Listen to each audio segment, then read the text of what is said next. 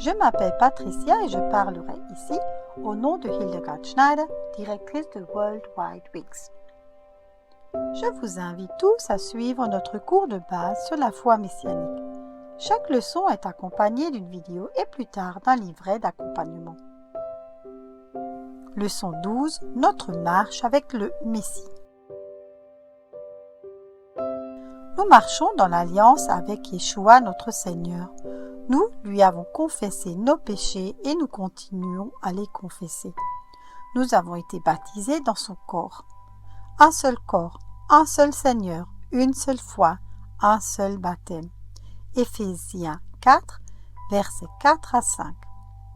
En lui, tout l'édifice, c'est-à-dire nous, grandit pour devenir un temple saint dans le Seigneur, et en lui vous êtes aussi édifiés avec lui pour être une habitation d'Élohim en esprit. Éphésiens 2, versets 21 à 22. Pour beaucoup d'entre nous, il s'agit d'une conversion à un système religieux dont de nombreuses doctrines s'écartent des enseignements de Yahweh. La conversion peut se faire de différentes manières. Aujourd'hui, Yeshua nous appelle, tout comme il avait appelé ses disciples, à sortir du système religieux existant. Car beaucoup sont des appelés, mais peu sont des élus. Matthieu 22, verset 4. Il les a appelés à sortir pour qu'ils le suivent, lui et ses enseignements, et non des traditions faites par les hommes et des enseignements erronés. Yeshua prêchait la Torah, et c'est ce qui a été demandé plus tard aux nouveaux convertis lors du concile des apôtres à Jérusalem. Car Moïse, dès les temps anciens, a dans chaque ville tel qui le prêche, puisqu'on le lit chaque Shabbat dans les synagogues. Actes des apôtres 15, verset 21. Aujourd'hui encore, à chaque Shabbat, une grande partie du peuple juif et des croyants messianiques du monde entier lisent une section spéciale des 5 livres de Moïse, la Torah comme désignation au sens strict. On l'appelle Parashat HaShavua, section hebdomadaire. Par extension, le terme Torah se réfère à la signification du terme enseignement, directive, à l'ensemble des saintes écritures. Référence 2 Timothée chapitre 3, verset 16. Et c'est ainsi qu'avec le temps, on s'imprègne lentement mais sûrement des enseignements de Yahweh si nous laissons l'esprit d'Élohim faire son travail et nous guider dans toute la vérité. Référence Jean 16, verset 13. Et Yeshua était très clair. Ne croyez pas que je sois venu pour abolir la loi, Torah ou les prophètes. Je suis venu non pour abolir, mais pour accomplir. Matthieu 5, verset 17. Le mot grec pléro, accomplir, a plusieurs significations, telles que mener jusqu'au bout, achever, exécuter un projet. Mettre en pratique, concrétiser, réaliser. Des choses obligatoires, exécuter, accomplir. Des proverbes, de promesses, de prophétie, réaliser, ratifier, accomplir. Accomplir, c'est-à-dire suivre la volonté d'Élohim, telle qu'elle est proclamée dans toutes les Écritures, comme elle devrait l'être, et faire en sorte que les promesses d'Élohim, faites par les prophètes, s'accomplissent. Combien de fois est-il dit « Jésus est venu pour accomplir la loi à notre place, afin que nous n'ayons pas à observer la loi. » Beaucoup de croyants se contentent de répéter ce mantra du système ecclésiastique sans vraiment y réfléchir et sans le vérifier à l'aide des Écritures. Mais savent-ils et comprennent-ils vraiment ce qu'ils disent? Ont-ils réfléchi à la signification de ce cliché religieux si souvent cité? Si Yeshua a accompli la loi Torah d'Élohim, Torah de Moïse, cela signifie-t-il qu'il l'a fait pour que nous n'ayons pas à le faire?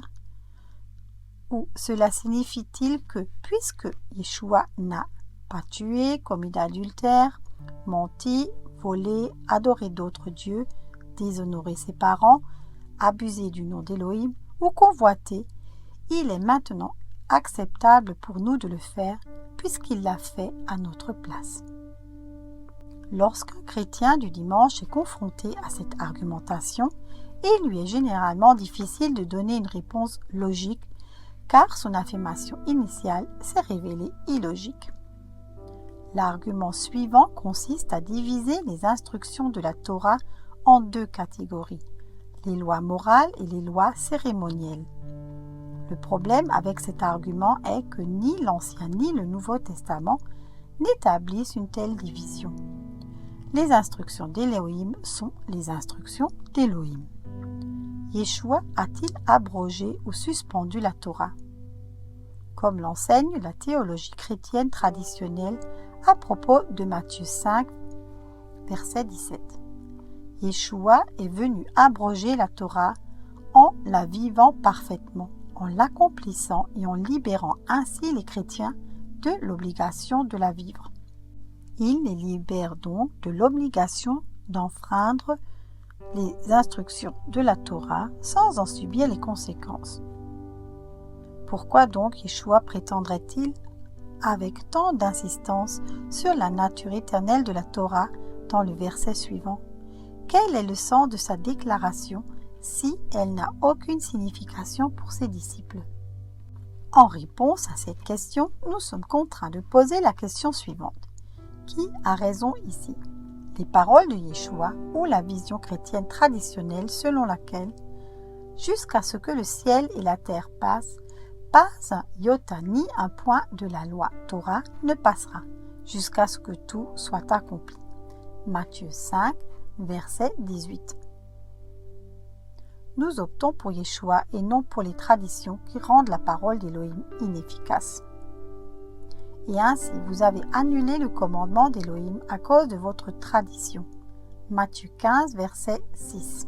Et si Yeshua, le Messie sans péché, vit en nous et nous demeurons en lui, référence Jean 14, verset 4, à quoi devrait ressembler notre vie? C'est ce qu'écrit l'apôtre Jean. Celui qui dit qu'il demeure en lui, Yeshua, est coupable de marcher lui-même comme il a marché. 1 Jean, chapitre 2, verset 6.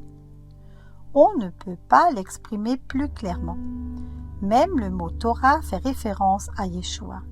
Chaque lettre de l'alphabet hébreu a une signification très profonde et regroupée, elle raconte toujours une petite histoire.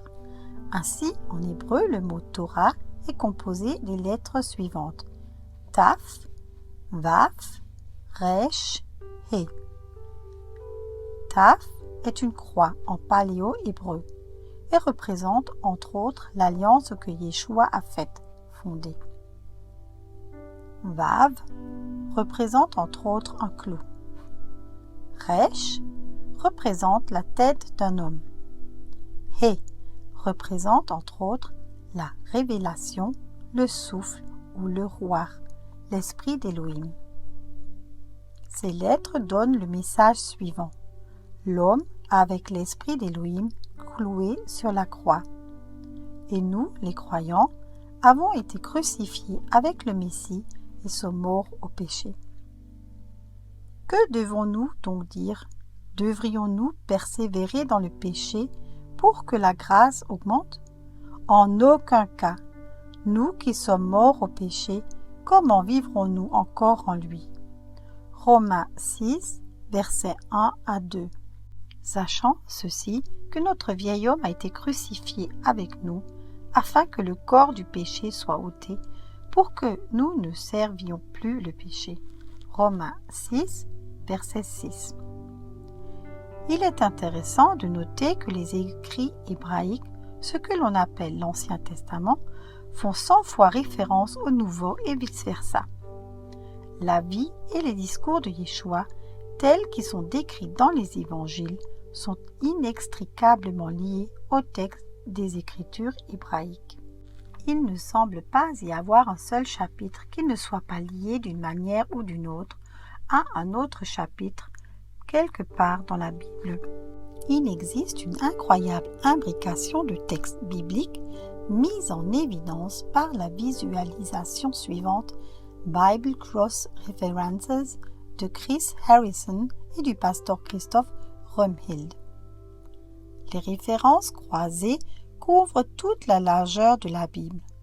L'Ancien Testament renvoie 100 fois au Nouveau Testament et inversement. Cette image représente visuellement une partie de l'immense œuvre d'art qu'est la Bible. Cette image est une représentation graphique des références croisées entre les versets de la Bible. Chacune des 63 779 références croisées de la Bible est représentée par une feuille individuelle. La couleur correspond à la distance entre les deux versets, ce qui crée un effet d'arc-en-ciel. En dessous de la ligne sur laquelle s'étendent les diagrammes, en arc, on trouve des diagrammes en barres de différentes longueurs, alternativement en blanc et en gris clair.